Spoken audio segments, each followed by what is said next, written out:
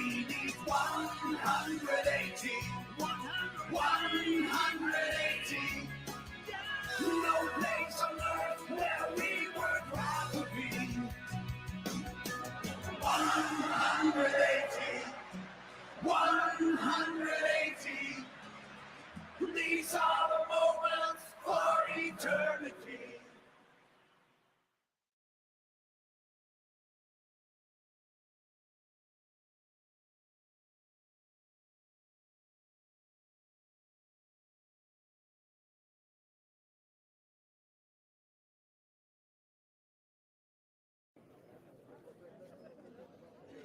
Today we reach the very epicentre of the European Tour. It is day 2 of event 7 of 13 in the darts-mad country of Belgium, and Dimitri van den Bergh is one of the stars at the Belgian Darts Open.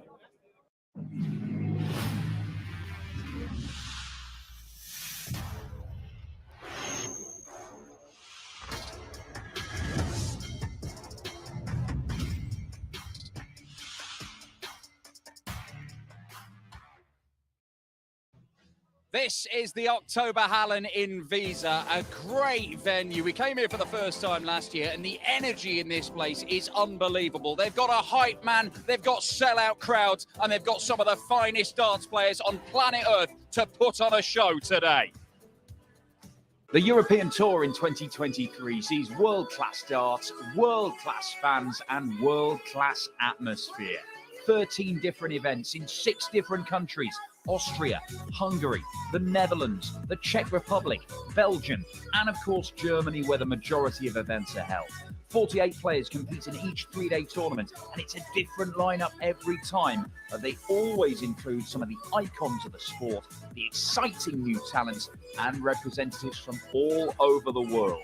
The winner takes £32,000 sterling, and the best performing 32 players in terms of money won over the year go to the European Championship in Dortmund to play in front of 7,000 fans in one of the biggest events of the year.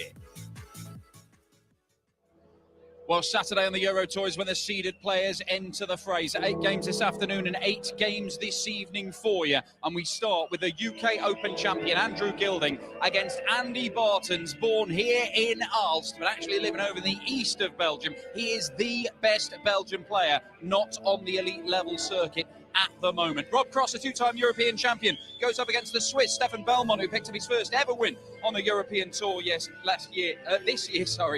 Joe Cullen versus Matt Campbell, the Ginger Ninja, coming through his opening game yesterday. The Canadian facing the former Masters champion and Premier League finalist Danny Noppert goes up against Ted Evetts. That's in the same little section of the draw with Nathan Aspinall. You could see some repeat meetings this weekend with the same seeding pattern on the European Tour for the last few weeks. World Cup winner and Aussie #1 against Damian, continuing his debut campaign on the Euro Tour. It's 2-time major champion Daryl Gurney against German #2 Martin Schindler. A clash of practice partners as Ryan Searle faces Gary Anderson, who's back on the Euro Tour and back winning games for the first time in 7 years. And then Jonny Clayton against Keane, the young Irishman, who are about to get going with a bang. It is the beast, the Belgian Andy Baetens against Goldfinger Andrew Gilding.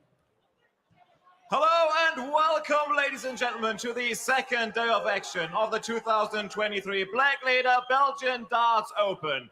Second round action brought to you live by the PDC Europe as we're coming to you from the Oktoberhallen in Wiese, Belgium. Wiese, seien jullie klaar voor de darts?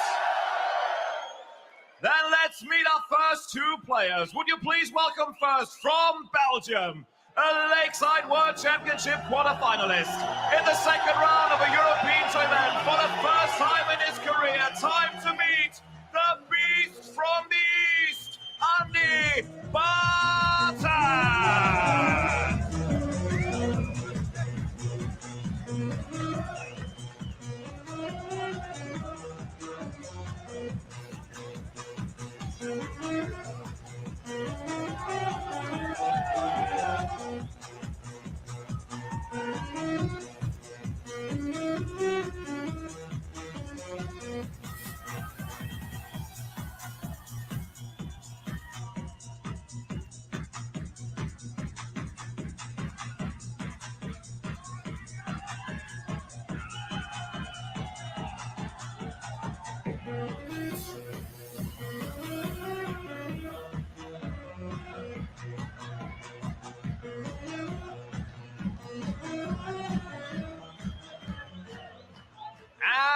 And his opponent from England, the world number 24, a European Tour finalist and the reigning UK Open champion. Please welcome Goldfinger Andrew Gilding.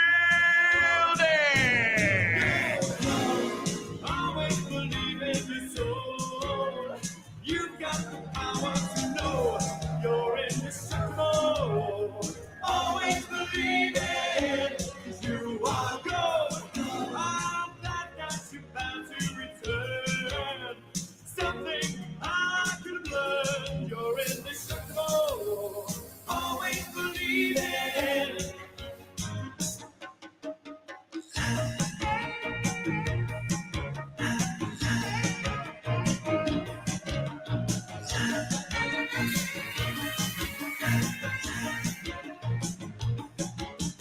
And ladies and gentlemen, please show your appreciation for one half of our refereeing team here in Wiese, and that is the Calculator, Kirk Bevins. Day 2 at the Oktoberhallen in Wiese, a venue that was absolutely bouncing last night. And I tell you what, it hasn't taken long for this crowd to get going here on Super Saturday at the Belgian Darts Open. As always, at the start of play on a Euro Tour Saturday, Friday's 16 winners are joined by the 16 seeded players. Among them, the world champion Michael Smith, the defending champion here, Dave Chisnell, and the 35 times Euro Tour title winner, Michael van Gerwen. Today's afternoon session alone features 2 former PDC world champions and a further 4 former Euro Tour event winners. And we start things off with this man, the reigning UK Open champion, Andrew Gilding, a finalist here in Wiese last September, who's made the final day in each of his last 3 Euro Tour events. Standing in Goldfinger's way is the local hero, Andy Baetens, a host nation qualifier who came through not only a marathon qualifying session on Thursday, but also his opening match against Jermaine Watimena yesterday to extend his winning sequence to 28 matches across all levels of competition, and significantly perhaps his first win in a PDC ranking event. He will be aided and abetted not only by his abundance of obvious talent, but by the better part of 4,000 fans ladies and gentlemen, first inside. Andrew is going first. Game on. She's about to take her seat, ready for the action. We hope you are too. I certainly am. Looking forward to this one, this afternoon's session. Gilding, Baetens to start things off, and alongside me, I know he's looking forward to it as well, Paul Nicholson. Good afternoon. Good afternoon, Rob. 140. And yes, I am looking forward to seeing what Andy Baetens can do next. Because when someone is putting a streak together like he's got right now, regardless of where it is, 100. I get excited about the possibilities of, will he ever lose again? But Gilding will be coming back to this venue with good memories, making the final last year. It was a bit of a catalyst for what was to come. Yeah. And he loves it here in Belgium. But I think this guy loves it a little bit more. 140. He's fast, he's furious, and he's playing with a little bit more aggression this weekend than he did when he played his first European Tour event here last year. And I think he's learned from that defeat at the hands of Matas Razma. Yeah, Razma last year, but beating 140. Watimena yesterday for his first win in a PDC ranking event. Many people watching this match may not have seen Baetens before, but he is currently the 140. World Darts Federation's leading player. And he is a highly respected and a highly talented individual. He's got levels as well. We talked a lot at the start of yesterday's play about how Richard Veenstra, who lost the first game of the tournament, has the Lakeside single game average record. Oh, it's a bullseye shot for Baetens, and it's a great start, bringing everybody to their feet after 501 points. But this guy has got one of the best individual performances in the Lakeside's history, and he got it in the same tournament as Veenstra. I don't want that to be forgotten. 28. He's done some great things to this point, but I think he's ready to take the next step. Well, last night it was a strange occasion for the Belgian fans. They had Belgium's number 2, Kim Huybrechts, who was let's be honest, blown away by Ricky Evans in that 6-0 defeat. And then Dimitri Vandenberg came out. A lot of pressure on his shoulders after that defeat by Evans on Hybrex. But Dimi delivered. The crowd found their voice and their optimism again. And once again, Baetens goes into this match in a fairly similar position. But my word, the crowd are certainly going to play their part. They certainly are. We have 12 different countries represented here today. In fact, 11 different countries this afternoon. Incredible. 3 different continents represented as well. And just going back to that game between Hybrex and Ricky Evans yesterday, I can't ever remember an atmosphere like that game at the end. It was, well, talking to some of my friends this morning, the only way I can describe it, it was the same as when The Undertaker lost to Brock Lesnar at WrestleMania 30. It went silent. It was disbelief like I've never seen in a darts venue. Well, Baetens 12 dart break with a 1-2-1 checkout. Gilding, can he produce likewise? No, he can't. Now, this is where the 19s can come into play. 57. 1-3-3 downstairs with 7 19s would be very handy. Nice lie for the 57, that. And he doesn't pick up any trebles. 64. Well, Gilding with a gilt-edged opportunity to hit back straight away with the instant break back. 48 required. Tops is the target to level things up at 1 apiece. And the door is still ajar here for Andy Baetens. It's not the kindest of lies, that. As he does get them to land quite flat. In fact, he's got 2 lies that are kind. 40. He can get them over the top, and he can sneak them in from the right-hand side. Beautiful shot from Andrew to level. And there's that silence that we talked about. I think Andy understands just how difficult this game could possibly be. And when you consider that he has not lost a ranked match in the systems he's played in since late February, he will on some level feel invincible, 24. but realistic at the same time. Well, Gilding has started off with a mere 24, so a chance for Baetens to race out of the traps in this one. 140. But anyone who was with us last night, I mean, the Hybrex match, the walk-on that preceded it was just phenomenal levels of noise. I mean, the walk-on music that he chose, it won't win any Grammys, but it was enough to, you know, just get the crowd on side even more. Not that they needed too much encouragement. 60. And the speed with which that noise just evaporated through the tiles here was phenomenal. But every credit to Ricky Evans. Yeah, it was like somebody opened the trapdoor and all the sound went down. That's how you get the sound back up, that's for sure. And that's how you get Jackie Gürtels really excited. He's going to be like that for the rest of the day. Well, 24 for Gilding in his first visit. Baetens has absolutely pounced all over that. I saw that lot this morning, actually. I thought they were genuine cops when I first saw them. Nice work, guys. I like it. Now this is better work. Steady. Interesting. Go for the treble 7 there to lead tops. Well, this could be an 11 dart breaker throw to back up the 12 dart break that he picked up in leg 1. This is good stuff from Baetens so far. Good section of the draw this as well, because Andrew being the 16th seed, 54. you've tuned into European Tour action before, you know that the number 1 seed is in this bracket. 2-1 Baetens with a wonderful leg there in 11 darts. If you wanted proof as to how good he is, his 2 winning legs have been hitting 23 darts. He's got a very high level of performance, has Andy. 43. Just looking at their seasonal averages, I've been glancing over that for all of the players today. It's quite tight between these two, only a point between them so far in 2023. Gilding 94.35 for 49 matches. So this is his 50th game of the season. As for Andy Baetens, he's played 59 already. And 93.3 for all games recorded, because not all of them had the average recorded. Well, this is absolutely frightening. Just to paint the picture of where Baetens is right now, he's averaging 106. He's 2 from 2 in his doubles. He's picked up a 12 dart break and an 11 dart break. And He's threatening to steal a march on Gilding here with the all-important hold of throw, and he's in that treble 20 bed again. He just cannot stay away. He's absolutely pounding it relentlessly. One of the reasons why he's so good is because he's got great technique. His set position when he's ready to throw is perfect. A lovely right angle of that right elbow. The forearm, the upper arm, it's all at a 90-degree angle. And there's a lovely punctuation with that follow through. He's a great technician. Well, Baetens has a lot of room for manoeuvre here with this 1-3-8.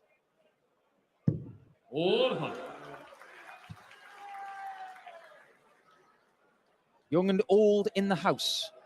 A family atmosphere yesterday afternoon and the same here on Saturday. Great to see.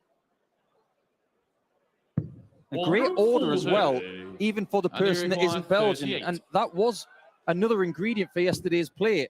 As Barton goes for double 8. 20. Chance for Gilding. Yeah. Andrew, you require And for 101. all Barton's high scoring and big averages, Gilding is being let back in here. 1 for tops. 81. If he was going for that shot against Michael van Gerwen last week in Leeuwarden, it wouldn't have been that silent. No. Far from silent as Baetens takes the 2-leg cushion now. Now, if there is the tiniest little weakness in Andy's game, it's that when he does get himself into these kind of positions, and I've seen it multiple times, hence why I'm bringing it up, he does tend to slow down if he's got that big lead. He may go to sleep a little bit. I think with Andrew, you can't afford to do that. You've got to have patience because he doesn't play the game at the same rapid speed as, say, Jermaine Watamina would, who he played yesterday.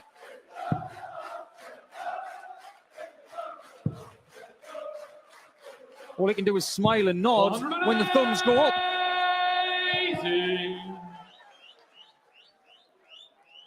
Yeah, for all the impressive stuff that Baetens has produced so far, Gilding should never be discounted. This is when he can be really dangerous. Just when you think he's maybe going off the boil, he can suddenly just come good. You know, I thought that was one of the key ingredients of his UK Open success. He was a very 78. difficult player to shake off round after round after round. Even when he was in a spot of bother, he always seemed to produce something, never looked flustered. He never shows weakness. I think that's such a great attribute to have as a sports person in any sport. But you think about the amount of times that Andrew has shown weakness either when throwing or when not throwing. I can't think of one. That was a bad last start. Yeah, I'm not. He was going for a single 2 to leave tops, but he's hit a 15. 99. It's, Andrew, you require 27. I mean, he'll probably get away with it, but it's a little bit of a concern. 27, though. But yeah, he doesn't look like he's just thrown a bad dart. He just gets on with it. Double 6. 15. And the beast can't munch up 200 in 3 darts, no matter how good he is. There's that little right-hand stacker that he can do. It's all to do with the angle of the darts and how they go in the board. They kink to the left, which allows him to do that. Well, this could be an issue now for Gilding. And I think he'll be fairly relieved to have come through that one. Baetens was ready to make his move. We've talked about this lengthy sequence of wins that he's been on. But earlier this year, just to fill you in on what he's been up to, he was a runner-up in the Dutch Open. He beat Jelle Klaassen, who was the top seed for that, by the way, before losing to Barry Van Peer in the final. That's not exactly a bad loss at the minute. He's top of the Challenge Tour Order America. He won an event yesterday. For further perspective, yeah. There's that angle that I was talking about. It's not straight. The flight is slightly left of point, which means that if he hits the left side of that 60, he can actually stack from left to right. Very, very clever. And the reason why you're seeing Andrew's darts going that angle is because he stands all the way to the left-hand side of the yockey. And later this year, or right at the end of this year, you'll be able to see him in the World Darts the WDF World Darts Championship, which takes place in December. I wonder if we'll see him on the European Tour again this season, because the associate member qualifiers, which he is eligible to play in, they have two more qualifiers. Yeah. On the 19th and 20th of May, the likes of Stefan Bellmont, who will play in the next match. He'll go to them. We know he will. But will Andy Baetens after this weekend? I just wonder. 90. And you require 81. This game could be changing if Gilding takes this 11 or 12 darter. Yeah, this is where it could pivot back the way of Goldfinger. 62 away. Yeah, he's got that, so double 13. 55. That was a good double for Jonny Clayton in Graz because it won him the title. 71 for Baetens. And he's looking at double 16. Big double 8. Big shot for 4-2. The chance for Gilding to level. And now that gap widens to 2 again. He looks so focused today. It's almost as if yesterday he enjoyed the experience more. Today, he's got his work head on. Yeah, I think there was an element maybe to suggest that yesterday was a bit of a free hit, but now he's got through. This is where it starts to matter, and this will be 86. another very eye-catching scalp. And he talked about that decision process about whether he'll go for the Euro Tour qualifiers later this year. I suppose much depends on how far he goes this weekend as well. Yeah. Let's face it, if he goes through to the third round, he's got £4,000 on the European Order of Merit. He might start thinking, well, do you know what? If I can do that again once or twice, then who knows where it might take me. He'd be the favourite in those qualifiers as well. There wouldn't be anybody more favoured than him.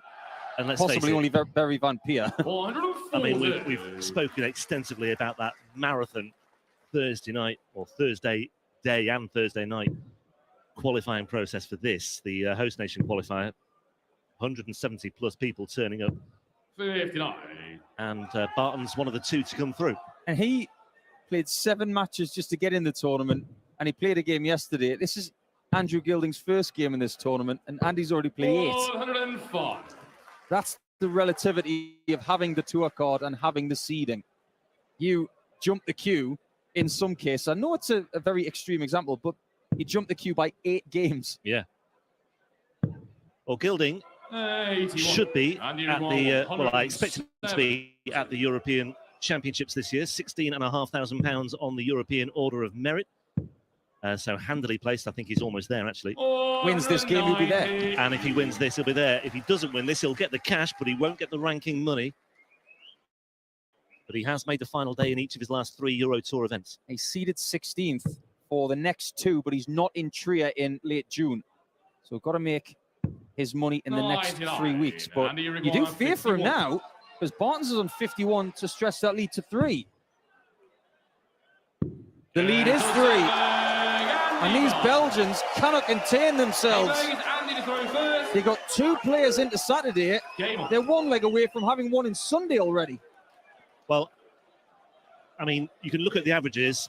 That will tell you something. 100.6 right now for Baetens, but he's picked up 3 breaks of throw in this match. But sometimes that can be a little bit misleading. If you get a break of throw after 24 darts, say, that's just benefiting, capitalizing on mistakes by your opponent. But he's picking up breaks. 12 dart break, 11 dart break, 14 dart break. That is attacking intent, isn't it? I mean, that is not a fluke. I hate to use another wrestling reference here, because I've already talked about that atmosphere yesterday with The Undertaker and Brock Lesnar. But my favorite wrestler, CM Punk, once said, "Do I have your attention now? Look at those numbers. Does Andy Baetens have your attention now?" I know there's a lot of chatter on social media about who's the best player who doesn't have a tour card. We've talked about Hendo. We've talked about Thibaut Chacol, Barry Van Peer. Andy Baetens is very much in that conversation. 430. Well, the beast from the east is lighting up the stage at the moment. Keeps playing like this, everybody's going to get snowed in. Yeah, Gilding, the UK Open champion. It was the beast from the east that impacted on the UK Open a few years ago, and it's Baetens who's having a big impact on this tournament this weekend, just down the road where he was born. Just a wonderful game. And the homecoming king. He's been over 100 average the whole match. Yeah, the homecoming king is 64 points away from a passage into round 2 and a meeting with either Luke Humphries or Bradley Brooks, 2 former World Youth Champions right there. Absolutely. 64. Listen to the noise that could happen if he hits one more double. 32. Couldn't really get much closer. And we saw 9. this number a lot yesterday for Daryl Gurney. He went the 18s route. Gilding does not. This must go in. 6. Well, he was closer to double 10. And 32. That presents another opportunity for Andy Baetens, who's already missed 1 match start at double 16. I suspect he won't miss too many more. And he hasn't. Andy Baetens, the homecoming king, the beast from the east, delivers in our opening match of the afternoon session here on day 2 of the Belgian Darts Open. And Belgium has a new hero. Andy Baetens with another statement of intent and a really impressive performance to start things off in our first match on this Super Saturday. 3 breaks of throw, 29 matches in succession that he's won, and he's done it with an average of 98.85. Baetens wins 6-2.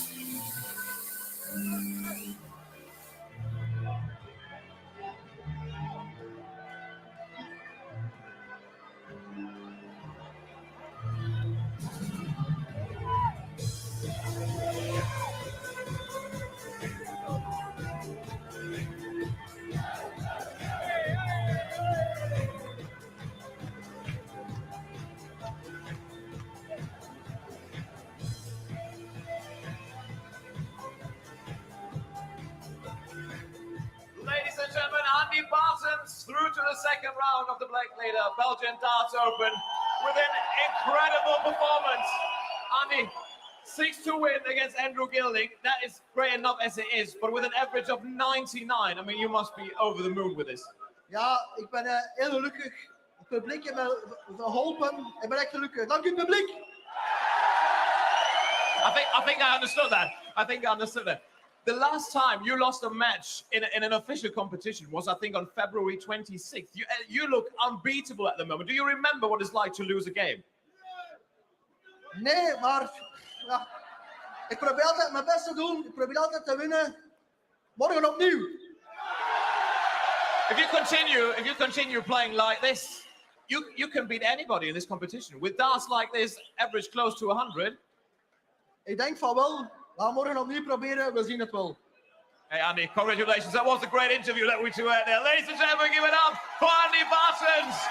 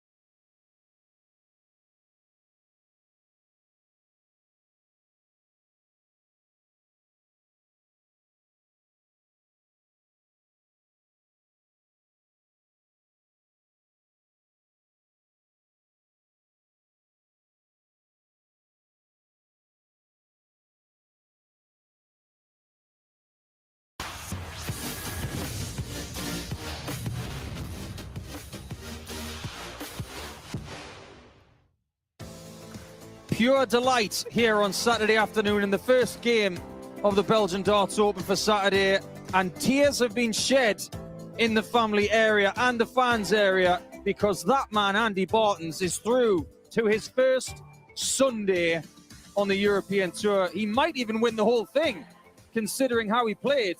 Almost 99 the average. The doubles were excellent as well, and he was indestructible in the middle portion of that game. So going through, he will play either Luke Humphries or Bradley Brooks tomorrow. We'll find out about that one a little bit later on. But as far as our afternoon session is concerned, we now turn our attention to one of two world champions playing here this afternoon. That is Voltage Rob Cross up against Stefan Bellmont, who's making his first appearance in a European Tour event on Saturday. Welcome back, ladies and gentlemen, to the 2023 Blakläder Belgian Darts Open. The second round brought to you live from the PDC Europe as we're coming to you from the Oktoberhallen in Wiese, Belgium.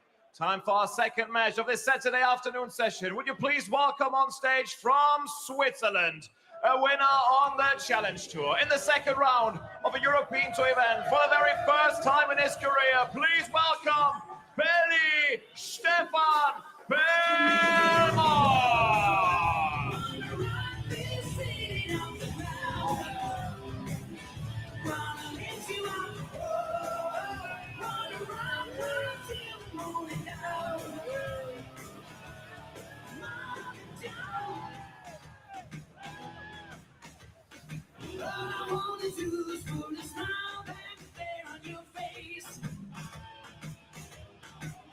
Just forget about the lose, cause we need you here to shake up the place. And there's nothing you can do about it, cause there's more than is meeting the eye. Now I want you to know that you proud to show. And his opponent from Hastings, England, the world number 5, a world match play champion, a two-time European champion, and the former champion of the world. It's Voltage Rob Cross.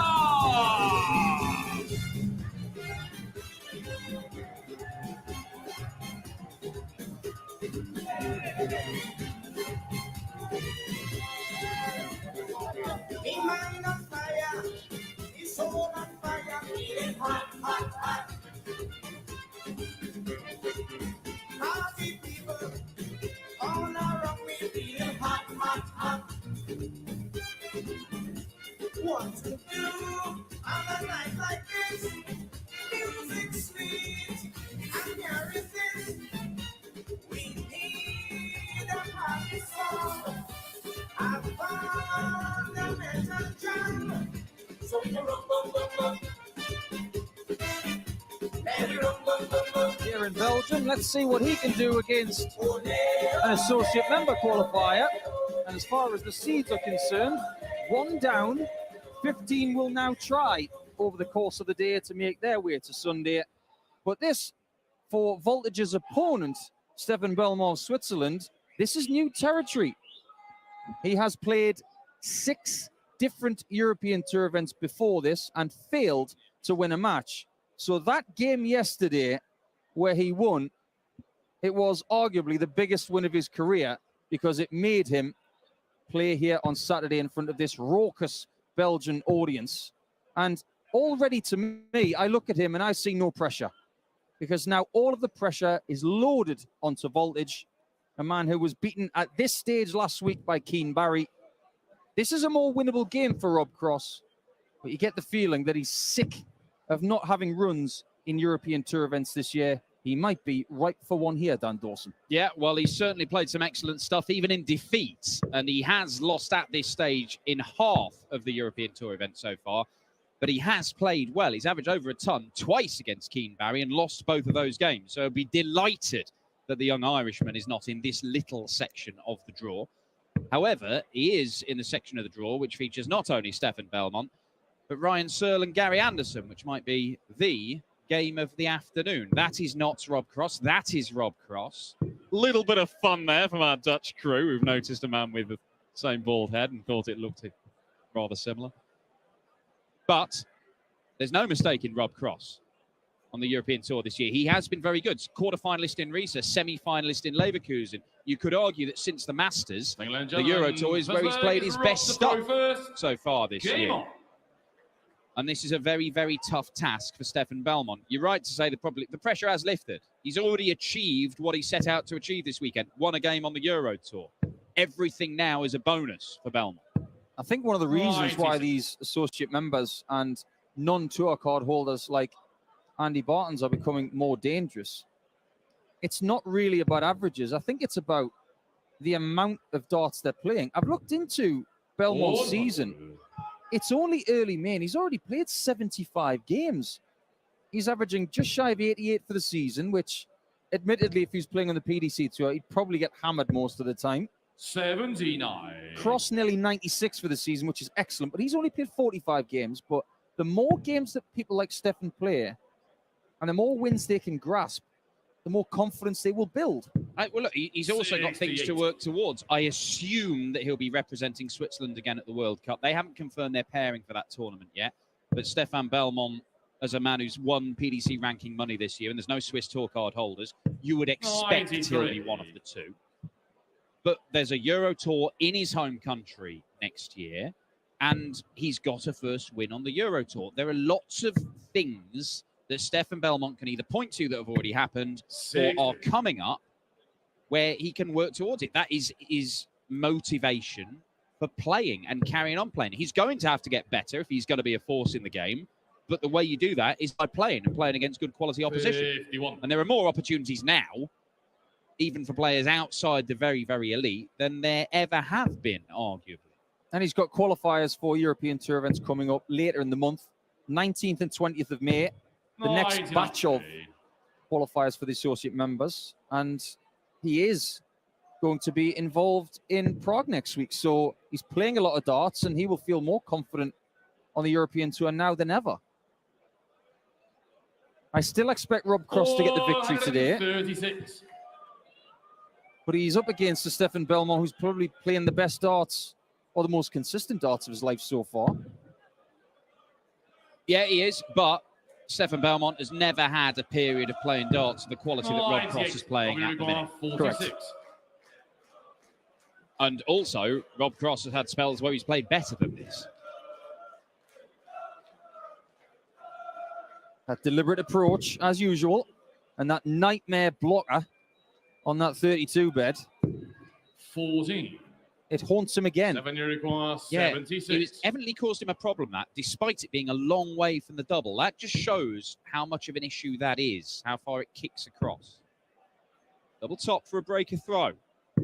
That is a breaker throw. And that was the double that got him the win yesterday. Stefan to throw first. I think one of the most pleasing things for Stefan yesterday was that I think anybody would be pleased with this. He needed one match dart.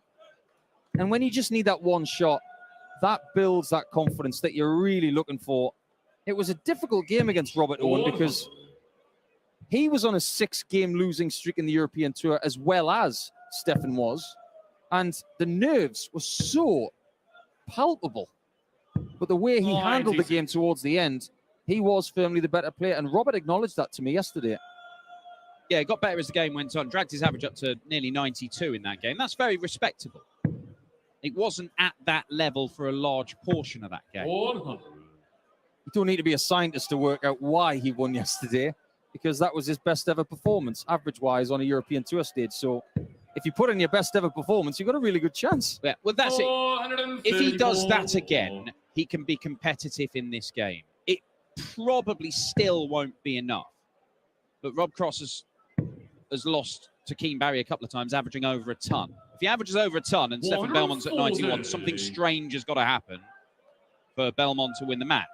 But at the minute, he's looking at about that sort of level, and Rob Cross has not got going. 58. Yeah, he looks a bit flat. 161. Needs to get bumpy. And 6 starts from 161 will give Bellmont a 2-0 lead. 65. Sensible stuff. or what I like to call the bare minimum of leaving the 2-dart checkout.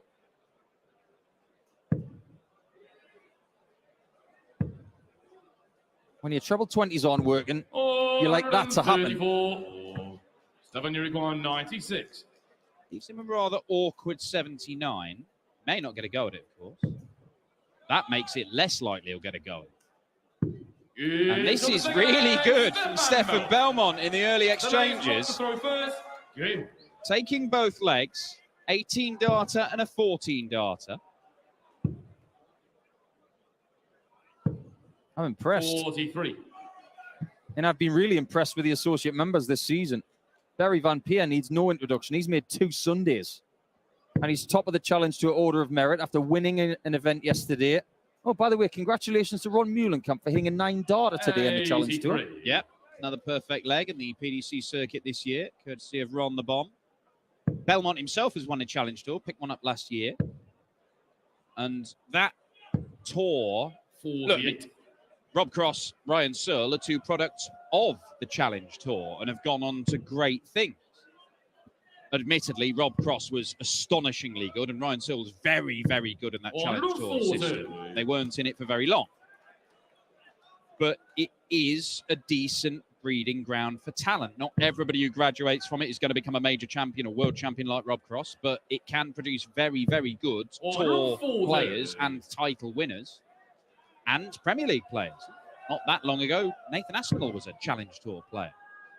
It'll feel like a million years ago because so much has happened to Rob in the last 7 years. So many major finals and so many wins in a somewhat, dare I say, underestimated career to date, because he's not someone who grabs the column inches very much, even when he's winning European championships. Yeah, it's a curious one with Rob Cross, isn't it? I mean, look, he was heralded. I remember Raymond van Barneveld saying in his first year, Phil Taylor is retiring, but the new Phil Taylor is here, and his name is Rob Cross. Hang about. 5-5 for a first leg in this game. A little bit of fire from Rob Cross as well. Stefan to throw first. You know, Rob might be a little bit miffed this afternoon when he's ordering his breakfast this morning. He said, "I'll have an omelette, please." It never arrived. And he ended up leaving breakfast 100. not a happy man. So, best way to get even is just to take it out in the treble 20 in the doubles, Rob. Spurned by the breakfast chef and being given a tough time by the Swiss at the minute. Can't follow up the 180 with another, but he's already put himself in a really strong position on throw here to go 3-1 up, and that is the point when Rob Cross might start fearing it could be an early exit for the 4th time in 7 events on the European Tour this year. As I say, he's played some excellent stuff on the European circuit. Yeah, the section of the draw is really intriguing. You will get Ryan Searle versus Gary Anderson this afternoon. That's in game number 7. And the winner of that game plays the winner of this one. But just above that in the draw, you've got MVG, you've got De Souza, who showed a little bit of spirit yesterday. You've also got Martin Schindler and Daryl Gurney, who looked very useful yesterday. I'll take a ton from here, Bellmont. 60. Doesn't get that, but at the very least, he stayed straight. And in this position, you still make him a heavy, heavy favourite. If you don't like hot conditions, this is not the place for you to play darts. It's not Graz hot, in the words of our MC, Philip Brzezinski, but it's hot.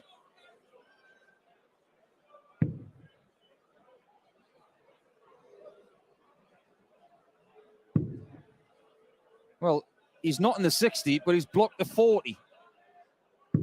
Oh, that's such a good dart. Building that confidence, leg by leg, game by game.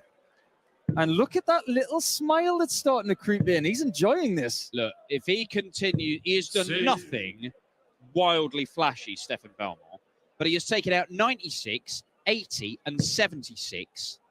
All one dart of the double has gone. straight away, this is world-class finishing. 34. And the scoring, as you can see there, is better than Rob Cross. This is a really good display at the moment.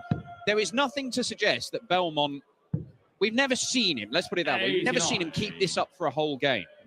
But all he needs to do is what he's done already again, and he wins this match more than likely. And when you know you can do it, it's easier to replicate because you think, well, I've just done it. It's in my memory, it's in the bank. But 47 darts for winning 3 legs. That is, off the top of my head, 95.96. That's really good stuff. That's the kind of average that can worry anybody. Doesn't matter what they're doing, as long as you time your shots right. Rob Cross is in trouble here. 100. And I think he knows it. I sincerely hope he has not underestimated Stefan Bellmont. I would never accuse Rob of doing that, but if you know what we know about Stefan from yesterday and what he's been doing lately, the last thing you want to do is let him swim in that pool of confidence a little bit faster. I think Rob needs to hit this 1-2-1 and show the same kind of gumption that we saw on the 130 earlier in the match that he hit on double 5. Surely going back to the treble 20 when you've got a marker dart would have been the better choice there. Treble 17 and bullseye is not going to go, but Bellmont has been so deadly at these mid-range finishes. Can he keep on doing it? It would be unlikely, but it's possible.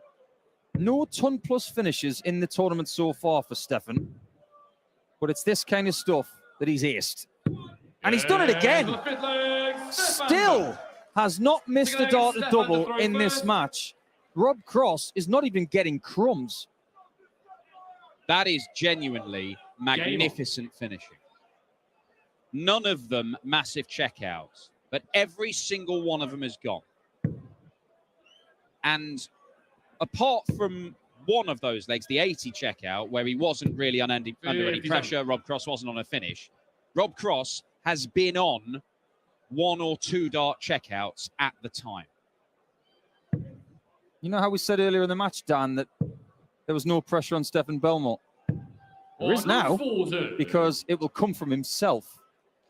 When you're 4-1 up on a former world champion, looking to make your first Sunday in the European Tour, you'll feel good, but you'll think about, how am I going to feel if I get 2 more legs?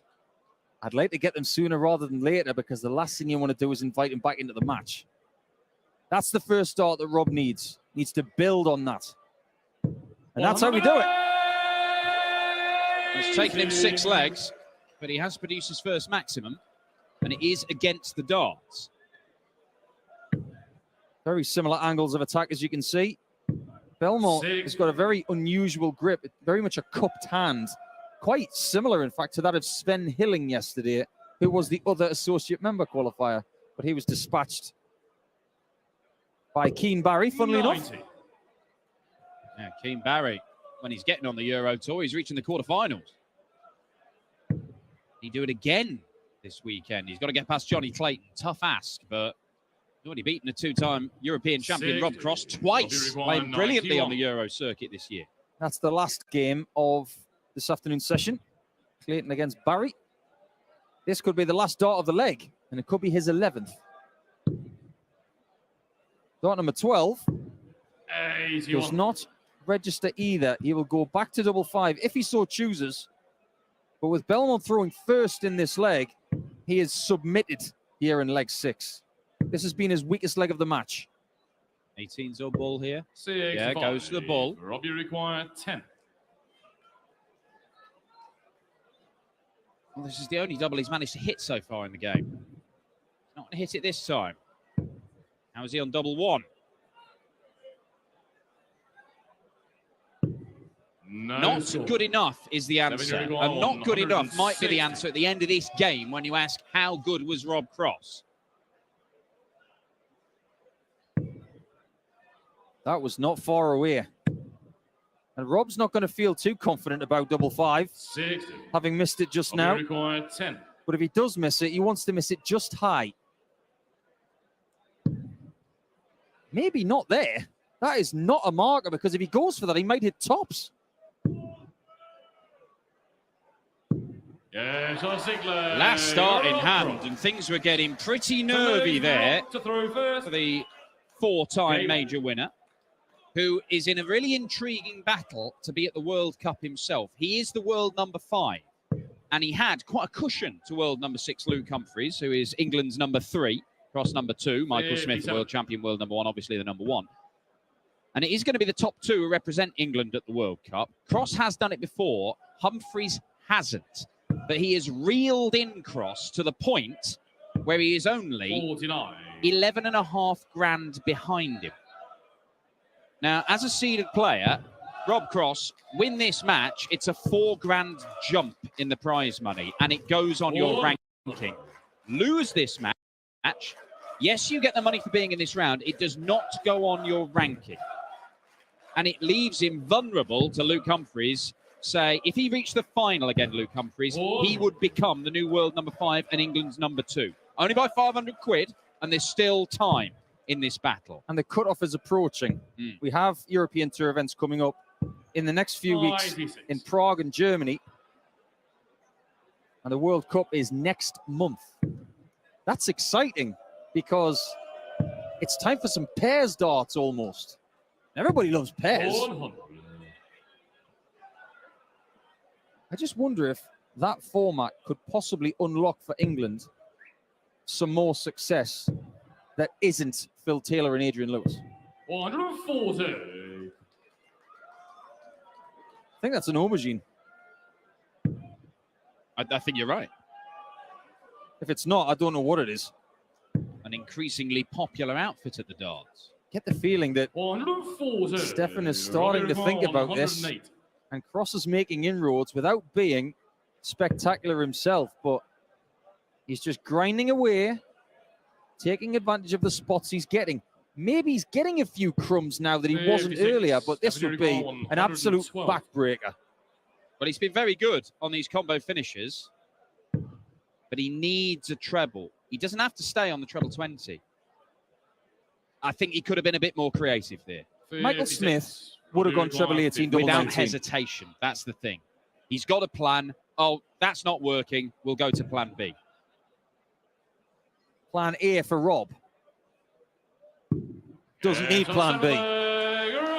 Now it's only a 1-leg cushion. Stefan to throw first. And if Stefan gets broken again and Rob gets a 3rd consecutive leg, he will become favourite for the match once more.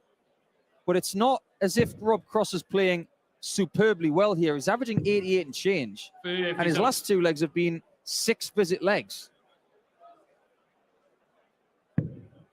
Yeah, he is vulnerable, Rob Cross. But I think even at this point, at 4-1 up, Stefan Bellmont is undoubtedly the favourite to win the match.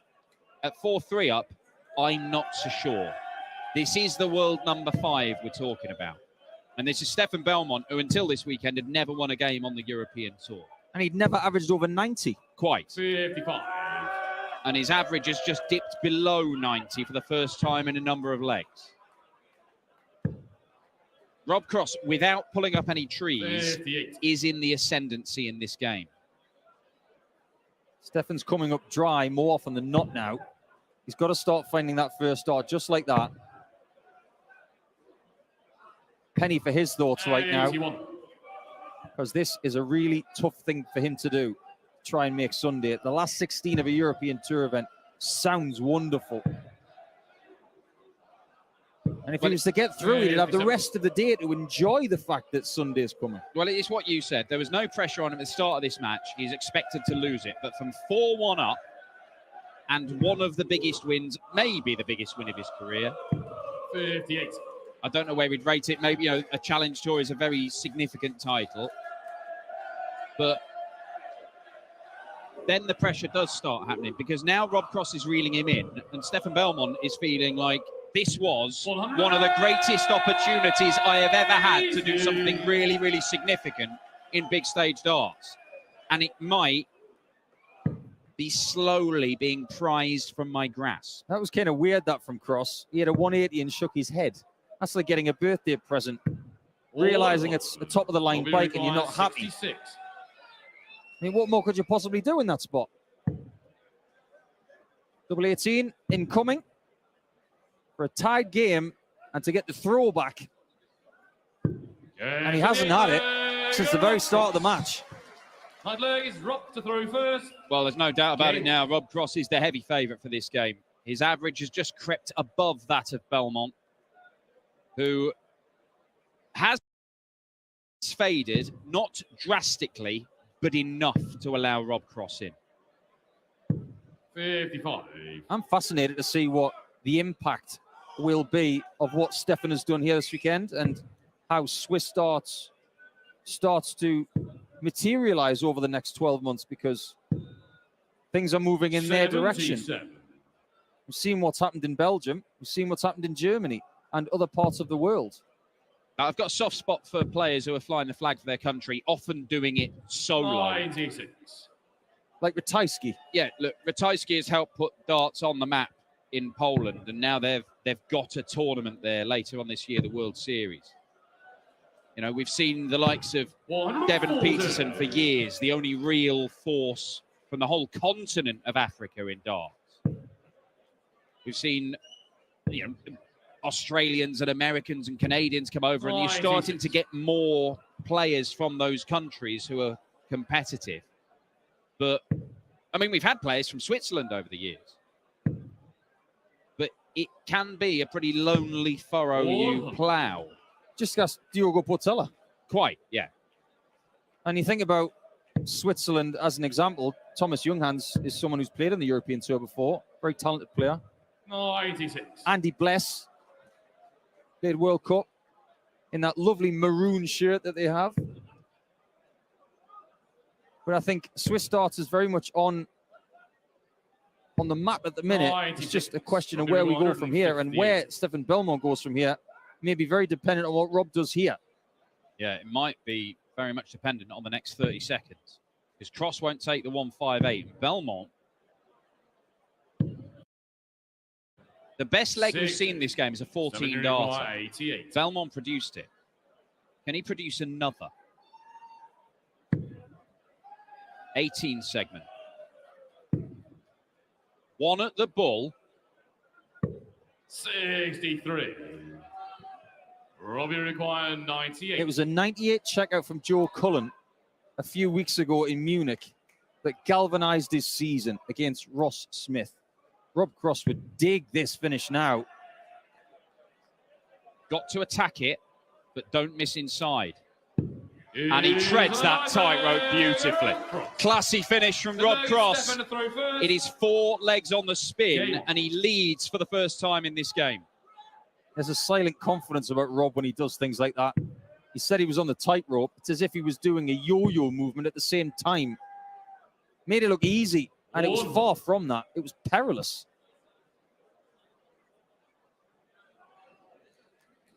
4 straight legs, and his best leg in that stint, 15 darts.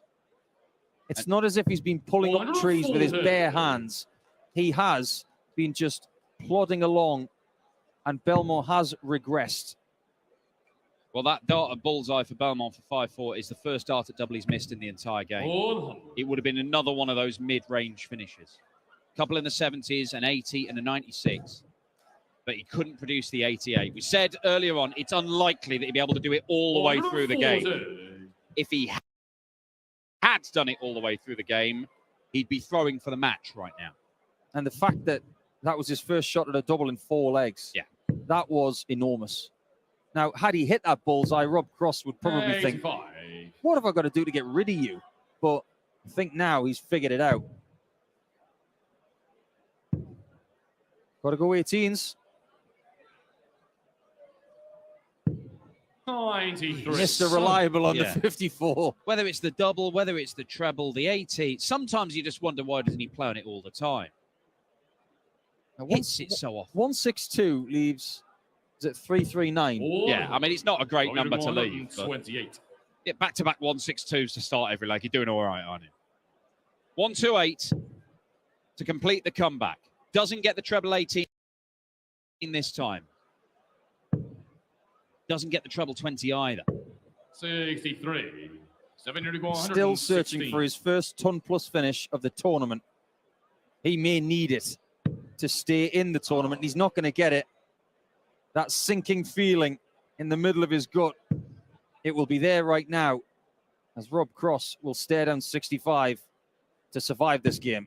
76. And that's what it has been. It has been a survival from Rob Cross. Credit to him, because he has battled.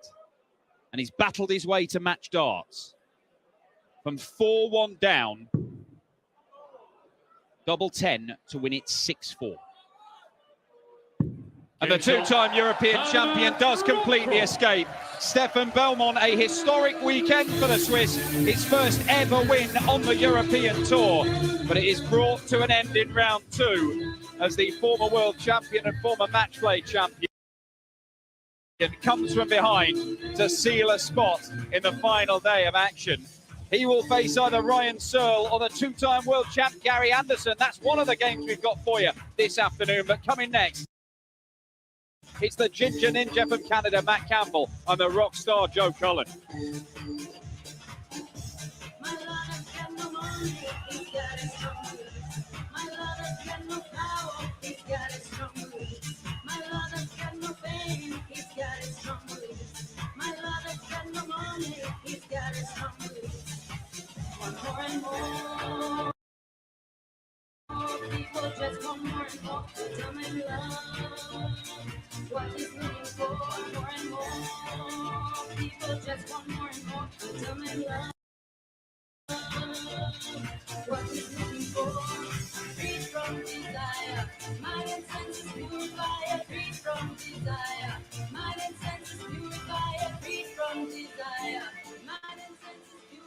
Ladies and gentlemen, voltage, Rob Cross is through to round 3 of the 2023 Belgian Darts Open. Rob, congratulations, 4-1 down, 5 legs on the spin that you won there. It wasn't only the heat here in Visa that made you sweat early doors. No, definitely not. Do you know, every double what he had early, he pinned, and fair play to him, he's got a lot of bottle.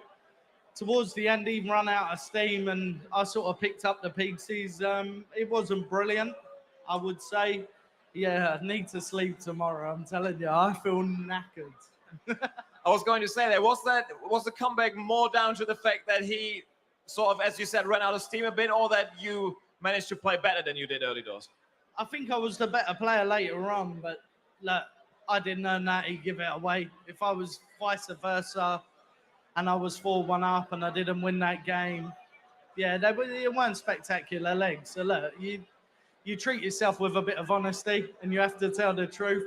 I didn't think it was great. Tomorrow I need to be better, and I will be. You need to be, because it's either Gary Anderson or Ryan Searle, no matter who it's going to be, but there will probably have to be 5 to 10 points onto that average of round about 90 that you had there. Did I have a 90? Yeah, round about, yeah. I actually felt like 72. No, but at the same time, you know, I'll be better tomorrow. I just need to sleep tonight. Last night, red hot in the room and no excuses. I've come out, I've played with it, but yeah, hour and 45 minutes ain't no good. Hey, Rob, congratulations on the win. Best of luck tomorrow in round 3, and good night. Ladies and gentlemen, voltage, Rob Cross.